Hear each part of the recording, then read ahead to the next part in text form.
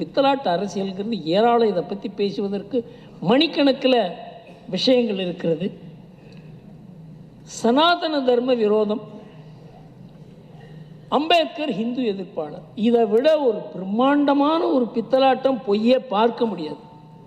சனாதன தர்மங்கிறது இவங்களுக்கு தெரியாது. வள்ளலார் சனாதன தர்மத்துக்கு எதிரி அல்லது சனாதன தர்மத்தை அவர் ஆதரிக்கவில்லை. திருவள்ளுவர் சனாதன தர்மத்தை ஆதரிக்கவில்லை. இதெல்லாம் அப்பட்டமான பொய்கள். பரிமேலழகர் உரையில் இதை நாம் இது எழுதியிருக்கோம், நினைத்து பார்க்கிறேன்ல. அதை பற்றி விமர்சனம் எழுதின திராவிட சிந்தனையாளர்கள் கூட நாம் கூறியதை மறுக்கவில்லை. அதாவது வர்ண தர்மத்தையும் தர்ம அர்த்த காம மோட்சம் என்கிற 4 புருஷார்த்தங்களையும் திருவள்ளுவர் ஏற்றார் அப்படிங்கிறதான் பரிமேலழகர் உரை. பரிமேலழகர் போல உரை எழுதுவதற்கு திருவள்ளுவர் கொடுத்து வைத்திருக்க வேண்டும் என்று ஒரு கிறிஸ்துவ ஸ்காலர் கூறுகிறார். இன்றைக்கு பரிமேலழகர் உரையைத்தான் எல்லாரும் நம்ப ஆரம்பித்திருக்கிறார்கள் என்று கூறுகிறது டைம்ஸ் ஆஃப் இந்தியா. இதையெல்லாம் 50-60 ஆண்டுகளுக்கு முன்னால் மாற்றி திருவள்ளுவருக்கு அவரை ஒரு திராவிடராக்கி அவரை ஒரு தமிழ்நாட்டுக்குள்ளே குறுக்கி அவரை திமுகவினுடைய கையில் வச்சு திமுகவுக்கு அவர் ஒரு கிட்டத்தட்ட ஒரு முன்னோடி அப்படிங்கிற மாதிரி திருவள்ளுவரை வக்கரப்படுத்தி விட்டார்கள். இதை நான் சேலஞ்சு பண்ணியிருக்கேன். அதற்கு யாரும் பதில் கூற முடியவில்லை. அந்த திராவிட சிந்தனையாளர் இதுக்கு நான் அந்த ஆதாரத்தை கொடுக்க போகிறதில்லை, எழுத போகிறேன். அவர் கூட பரிமேலழகர் அப்படி கூறியது உண்மைதான். எங்கிருந்து சனாதன தர்மத்துக்கு திருவள்ளுவர் எதிரி? அதனால தான் திருவள்ளுவரை ஒழுங்காக படித்தது யார் தெரியுமா? பெரியார் தான். அதனால தான் அந்த தங்கத்தட்டில் வைத்த மலம் என்று கூறினார் திருக்குறளை. அடுத்தது வள்ளலார். வள்ளலார் கூறுகிறார், இந்த ஒரு உருவத்தை வைத்து தான் நாம் தியானிக்க வேண்டும். ஆனால் அந்த உருவம் மறையும் பொழுது நமக்கு அத்வைதம் புரியும். அத்வைதத்தை கூறுகிற அவர் சனாதன தர்மத்துக்கு எதிரியா?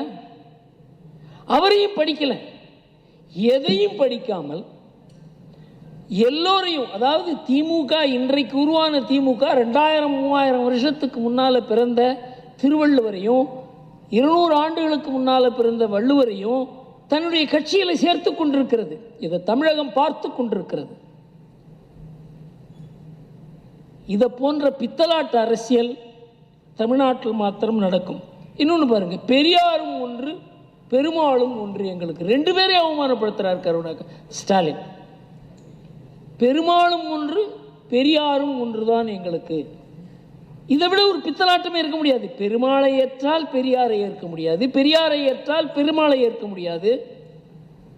ஆனால் இதை தமிழ்நாடு பார்த்து கொண்டிருக்கிறது. தமிழ்நாடு பத்திரிகைகள் இதை பற்றி எழுதுவதில்லை.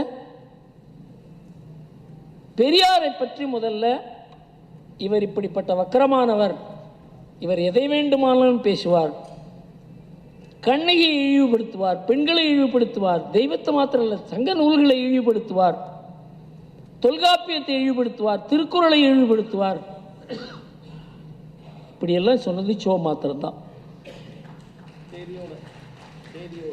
தேதியோட அதில் உள்ள விளக்கங்களோட. இப்போ அதை நான் எனக்கு சீமானோட ஒரு பெரிய அளவுக்கு எனக்கு அவருக்கும் கருத்தொற்று இருக்குன்னு சொல்ல முடியாது. அரசியலில் முதல் முறையாக பெரியாரை நேரடியாக எதிர்த்ததுக்காக அவரை நான் பாராட்ட வேண்டும். ஏனென்றால் பெரியார் என்பது யாருமே ஒன்றும் கூறக்கூடாது. அந்த மாதிரி ஒரு மனிதரே இருக்க முடியாது. இந்த உலகத்தில் யார் பிறந்தாலும் அவருக்கு எதிரான கருத்துக்களை பேசுகிறவங்க இருக்கத்தான் செய்வாங்க. இவருக்கு எதிராக கருத்து பேசுகிறவங்க அவங்கள பெரிய ஒரு எல்லாருமே சேர்ந்து அவங்க பேரில் பாய்வது என்பது தமிழ்நாட்டில் ஒரு 50-60 ஆண்டுகளாக இருக்கிறது. அதை பத்திரிகை துறையில் உடைச்சதுச்சோ இப்போ சீமான் அரசியலில் உடைத்து கொண்டிருக்கிறார். இது தமிழ்நாட்டுக்கு நல்லது. எந்த ஒருவரையும், அதாவது அமித்ஷா பேசினார், அம்பேத்கர் அம்பேத்கர் அம்பேத்கர் என்று கூறுகிறீர்களே, இதே மாதிரி கூறினால் தெய்வத்தை கூறினால் உங்களுக்கு மோட்சம் கிடைக்கும். அம்பேத்கரை இழிவுபடுத்தி விட்டார்கள். அம்பேத்கர் ஹிந்துத்துவத்தை பற்றி என்ன கூறினார் யாருக்காவது தெரியுமா? ஹிந்துத்துவம் உயர் ஜாதிக்கு மாத்திரம் சொந்தம் கிடையாது, எங்களுக்கும் சொந்தம் அப்படின்னு கூறினார் அம்பேத்கர். 1927 அம்பேத்கர் இதை கூறினார், எழுதினார். ஹிந்துத்துவம் என்பது இது யாரோ ஒரு குறிப்பிட்டவர்களுக்கு மாத்திரமல்ல, எங்க பாரம்பரியமும் அது. அவர் ஹிந்துத்துவத்துக்கு எதிரி. இந்த நாட்டுக்கு ஒரு உணர்வுபூர்வமான ஒரு ஒற்றுமை இருக்கிறது. அது அரசியலால் ஏற்பட்டதில்ல, அரசாங்கத்தால் ஏற்பட்டதில்ல. அந்த உணர்வுபூர்வமான ஒற்றுமை தான் நம்ம தேசத்தினுடைய தேசியம் என்று கூறினார். இது கிட்டத்தட்ட ஆர்எஸ்எஸ் பேசுவது போல. இதையெல்லாம் மறைத்து அம்பேத்கர் ஹிந்துத்துவத்துக்கு எதிரி. இதை தமிழ்நாட்டில் ரொம்ப தீவிரமாக பிரச்சாரம் செய்து கொண்டிருக்கிறார் திருமாவளவன். அவரோட நான் ஒரு நாளைக்கு நேரடியாக சேலஞ்சு பண்ண போகிறேன், என்னோட விவாதத்துக்கு வாங்கன்னு சொல்லி. பொய்யினுடைய ஒரு உச்சக்கட்டத்தில் தமிழ்நாடு சென்று கொண்டிருக்கிறது. அதே மாதிரி பெரியாரை பற்றி எதுவும் பேசக்கூடாதுன்னா, இப்போ பெரியார் பிராமணரை எதிர்த்ததுனால தான் பெரியாருக்கு இவ்வளோ மரியாதை. பிராமணர்கள் தமிழ்நாட்டில் இல்லை அப்படின்னு சொன்னாக்க பெரியாருக்கு இந்த மரியாதையே இருக்காது. தமிழ்நாடு எப்படி தலைகீழாகி இருக்கிறது, எல்லா விதத்திலையும் நாம் எப்படி அதில் சிக்கி கொண்டிருக்கிறோம். ஒரு சக்கரவியூகத்தில் மாட்டிக்கொண்டிருப்பது போல திராவிடத்தின் கீழ், அதுவும் ஒரு குடும்பத்தின் கீழ் நாம் எப்படி மாட்டிக்கொண்டிருக்கிறோம் என்பதை ரொம்ப அழகாக இங்கே அவர் பேசினார். அதற்கு நன்றி கூறுகிறேன். ஒரு 2-3 விஷயம் மாத்திரம் நான் கூற வேண்டிய அவசியம் இருக்கிறது. ஸ்டாலின் ஆட்சிக்கு வந்தபோது, ஸ்டாலின் கட்சியை கையில் எடுத்துக்கொண்ட போது துக்ளக் கூறியது,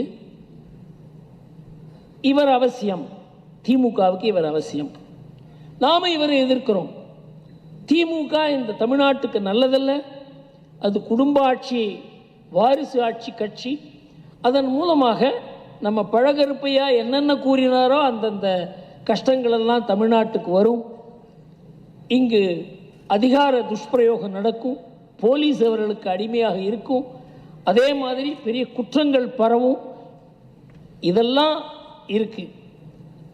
ஆனால் இவர் பதவிக்கு வந்த பிறகு நாம் சொன்னோம், இது மக்கள் கொடுத்த முடிவு, நாம் எதிர்த்தோம், ஆனால் இது மக்கள் கொடுத்த முடிவு, இவர் நல்லபடியாக நடப்பாரா இல்லையா என்பதை நாம் கண்காணிப்போம். அதில் 3-4 விஷயங்கள் உங்களுக்கு கூற வேண்டியது அவசியம். ஒன்று, தமிழ்நாடு அமைதி பூங்கா. இப்படி ஒரு பித்தலாட்ட அரசியல் என்ன நடந்திருக்கு?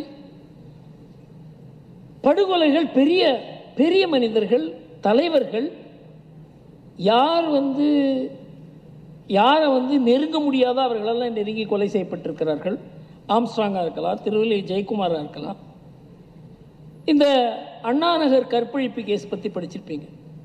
உச்ச நீதிமன்றம் போய் அது ஒரு தனி குழு அமைத்து அதில் ஒரு திமுக காரரையும் அவருக்கு உதவிய போலீஸ் அதிகாரியும் கைது பண்ணியிருக்காங்க.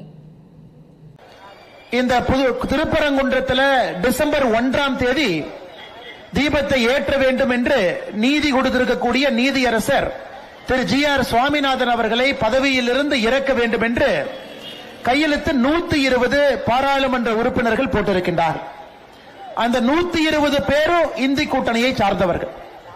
அந்த 120 பேரும் தமிழகத்தில் இருக்கக்கூடிய திராவிட முன்னேற்ற கழகத்திலிருந்து, அகில இந்திய கட்சியாக இருக்கக்கூடிய காங்கிரஸ் கட்சி, திருமாவளவன் அவர்களுடைய கட்சி, கம்யூனிஸ்ட் கட்சி, மகாராஷ்டிராவில் பாலசேப் தாக்கரே அவர்கள் எப்படிப்பட்ட ஒரு மகான், அவருடைய மகன் நடத்தக்கூடிய இன்று பிரச்சனையில் இருக்கக்கூடிய சிவசேனா கட்சி, திரிணாமுல் காங்கிரஸ் கட்சி, சமாஜ்வாடி கட்சி, இது போன்ற எல்லா கட்சிகள் இருக்கக்கூடிய 120 பேர் கையெழுத்து போட்டிருக்கிறாங்க. பாராளுமன்றத்தில் அமித்ஷா அவர்கள் பேசும்போது ஒரு வார்த்தையை சொன்னாங்க. உத்தவ் தாக்கரே அவருடைய சிவசேனா கட்சியினுடைய எம்பிக்களை பார்த்து, இந்த கட்சியை தோற்றுவித்த பெரும் தலைவர் திரு பாலாசேப் தாக்கரே அவர்கள் இருந்திருந்தா உங்க நிலைமை என்ன இருக்கும், நீங்களா கையெழுத்து போட்டு உட்கார்ந்து இருக்கிறீங்க. அந்த அளவுக்கு அரசியல் வன்மத்தோடு ஒரு தீர்ப்பு கொடுத்த நீதிபதியினுடைய தீர்ப்பை எதிர்த்து உச்ச நீதிமன்றத்தில் ஒரு கேஸ் போட்டிருக்கிறாங்க. அப்படி இருந்தும் கூட பதவி இறக்க வேண்டும் என்றால் எப்படிப்பட்ட கோபம் அந்த தீர்ப்பு கொடுத்தவரின் மீது இருக்க வேண்டும். அதே நேரத்தில் இந்து சொந்தங்களின் மீது இருக்க வேண்டும் என்பது வெட்ட வெளிச்சமாக பட்ட பகல்ல நமக்கு தெரியுது. இவர்கள் உண்மையாலுமே வேண்டுமென்றே போட்டார்களா, இல்ல இந்து சொந்தங்களின் மீது இருக்கக்கூடிய கோபத்தை அந்த கையெழுத்தின் மூலம் வெளிப்படுத்தினார்களா என்பதை நாம் ஒருவரும் கூட இந்த நேரத்தில் உணர்ந்து கொள்ள வேண்டும். அன்பு சொந்தங்களே, நாம் ஒரு விஷயத்தை புரிந்து கொள்ள வேண்டும். திருப்பரங்குன்றத்தில் இருக்கக்கூடிய பிரச்சனை என்பது ஆங்கிலேயர்கள் காலத்தில் 1920 உருவாக்கப்பட்ட பிரச்சனை. அப்பவே அந்த மலை யாருக்கு சொந்தம் என்பதற்கான தீர்ப்பு ஆங்கிலேயர்கள் காலத்தில் மதுரையில ஒரு லோவர் கோர்ட்ல, இப்ப உச்சநீதிமன்றம் என்று சொல்லுகின்றோம், அன்னைக்கு பிரிவி கவுன்சில் இருந்தது. அந்த பிரிவி கவுன்சில் 1930 தீர்மானம் செய்யப்பட்ட ஒரு தீர்ப்பு. தீர்மானம் செய்யப்பட்டது, இந்த மலை முருகனுடைய கோவிலுக்கு சொந்தம், முருகனுக்கு சொந்தம். அந்த தர்கா கட்டி இருக்கக்கூடிய தர்கா என்பது இஸ்லாமியர்களுக்கு சொந்தம். அங்க நெல்லித்தோப்பு என்கின்ற ஒரு பகுதி இருக்கு, அங்க நிறைய பேருக்கு புதைக்கிறாங்க, அதுவும் இஸ்லாமியர்களுக்கு சொந்தம். அந்த மேலே ஏறக்கூடிய படி இஸ்லாமியர்களுக்கு சொந்தம். அந்த மலையில் இருக்கக்கூடிய எல்லா பகுதியும் முருகபெருமானுக்கும் கோவிலுக்கும் சொந்தம் என்பது 1930 பிரிவி கவுன்சிலுடைய தீர்ப்பு. சுதந்திரத்திற்கு பிறகு தொடர்ச்சியாக 1994 2014 17 வேற வேற காலகட்டத்தில் இவங்க வேண்டுமென்றே பிரச்சனைக்கென்றே ஒரு கேஸ போடுவாங்க. ஆனா இந்த முறை வந்திருக்கக்கூடிய தீர்ப்பு டிசம்பர் 1 2025 தீர்ப்பு என்பது முற்றிலும் வேறுபட்ட ஒரு தீர்ப்பு. இத்தனை காலமாக இந்து சொந்தங்களுடைய கோரிக்கை என்னன்னா, மலையினுடைய உச்சியிலே சென்று தீபம் ஏற்ற வேண்டும் என்பது கோரிக்கை. ஆனா இந்த தீர்ப்பில் ஜிஆர் சுவாமிநாதன் அவர்கள் சொல்லியிருப்பது, மலையினுடைய உச்சியிலே தீபம் ஏற்ற வேண்டிய அவசியம் இல்லை. உச்சியில தர்கா இருக்கு, அந்த உச்சிக்கு கீழே 50 மீட்டர் கீழே தீபத்தூண் இருக்கிறது, அந்த தீபத்தூணிலே தீபம் ஏற்ற வேண்டும் என்று இந்த பெட்டிஷன் போட்டிருக்கக்கூடிய ஒரு 6 பேர் கேட்டிருக்கிறாங்க. அவங்க கேட்டதுல எந்த விதமான தவறும் இல்லை. இத்தனை ஆண்டு காலமாக இன்னைக்கு காங்கிரஸ் எம்பி புதுச்சேரியில் பொய் சொல்றார். அவர் பத்திரிகையாளர் சந்திப்பு நான் பார்த்தேன். யாருமே மலையினுடைய உச்சியில தர்காவில் போய் தீபம் ஏற்ற வேண்டும் என்று யாரும் கேட்கவில்லை. இந்த தீர்ப்பில் பெட்டிஷனர் கேட்டிருப்பது தீபத்தூணிலே தீபம் ஏற்ற வேண்டும் என்பதுதான் கோரிக்கை. அந்த கோரிக்கை இந்த கேஸ் முதலாக இப்பதான் லிஸ்ட் ஆயிருக்கு. அந்த கேஸுக்கான தீர்ப்பு தான் திரு ஜிஆர் சுவாமிநாதன் அவர்கள் கொடுத்திருக்கின்றார்கள். தீபத்தூணிலே தீபம் ஏற்றுவதற்கு முழு உரிமை இருக்கு. அப்படி இருக்கும் பொழுது அரசியல் கட்சியினுடைய தலைவர்கள் மக்களை குழப்புவதற்காக எதற்காக பொய்யை சொல்லி உண்மையை திருத்து பேசி, இது முதல்ல வேறு ஜட்ஜ் இந்த மாதிரி சொன்னாங்க, டிவிஷன் பெஞ்ச் இந்த மாதிரி சொல்றாங்க. இது ஒருவர் இந்து சொந்தமும் புரிந்து கொள்ள வேண்டும் என்பதற்காக இதை நான் சொல்லுகின்றேன். இன்று வந்திருக்கக்கூடிய தீர்ப்பு தீபத்தூணிலே ஏற்ற வேண்டும் என்று வந்திருக்கக்கூடிய தீர்ப்பு. தீபத்தூண் யாருக்கு சொந்தம்? தீபத்தூண் எல்லோருக்குமே தெரியும், அது முருகனுக்கு சொந்தம். அங்க இருக்கக்கூடிய திருப்பரங்குன்றம் கோயிலுக்கு சொந்தம். திருப்பரங்குன்றம் கோயிலை யார் நிர்வகிக்கிறாங்க? இந்து அறநிலைத்துறை, தமிழகத்தில் இருக்கக்கூடிய இந்த அறநிலைத்துறை, அரசு கட்டுப்பாட்டில் இருக்கக்கூடிய இந்த அறநிலைத்துறை நிர்வகிக்கிறாங்க. எந்த பிரச்சனையும் கிடையாது. நீதிபதியினுடைய உத்தரவு என்ன? அறநிலைத்துறை சார்பாக உங்க கட்டுப்பாட்டில் கோயிலுக்கு சொந்தமான இடத்தில் இருக்கக்கூடிய தீபத்தூணில தீபத்தை ஏற்ற வேண்டும் என்பது நீதிபதியினுடைய ஆர்டர். எதுவுமே தவறு இல்லைங்களே. தீபத்தூண் கோயிலுக்கு சொந்தம், தவறில்லை. கோவில் இந்த அறநிலைத்துறை அவங்க நிர்வகிக்கிறாங்க சட்டத்தின்படி. அப்ப நீதிபதி இந்த அறநிலைத்துறை சொல்றாங்க, நீ போய் தீபம் ஏத்து. இதுல ஆச்சரியம் என்னன்னாங்க, டிசம்பர் 1 தீர்ப்பு கொடுத்த பிறகு இஸ்லாமிய தர்கா இருக்கிறவங்க அப்பீல் போகல. 2 அப்பீல் போகலீங்க. 2 அப்பீல் போன ஒரே ஒரு நபர் யாருன்னா, அந்த இந்து அறநிலைத்துறை அந்த கோவிலினுடைய செயலாளர் அப்பீலுக்கு போறாரு. இந்த தீர்ப்பு தவறு. அப்ப நாம் எல்லாரும் திராவிட முன்னேற்ற கழகத்தினுடைய அரசை கேட்கிறோம், எதுக்குங்கய்யா இந்த அறநிலைத்துறை வச்சிருக்கிறீங்க? இந்து சொத்துக்களை பாதுகாப்பதற்கு, இந்து கோவிலை பாதுகாப்பதற்கு, அதாவது உங்க வேலை.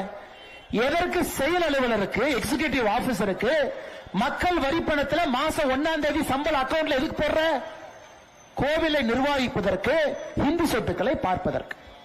அப்படி இருக்கும்போது அந்த கோவிலுடைய செயல் அலுவலர் எதற்காக மதுரை உயர்நீதிமன்றத்தினுடைய கிளையில 2 எதுக்கு அப்பீல் போறாரு? தர்காக்காரங்க அப்பீல் வரல, இஸ்லாமியர் அப்பீல் வரல. அப்படி உனக்கு ஓட்டு பிச்சை எடுக்கணும்.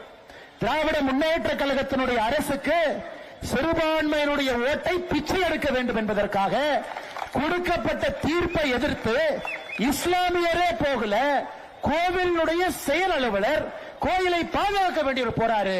ஐயோ அது பிரச்சனைங்க, இந்த தீர்ப்பை நான் எதிர்க்கிறேன்.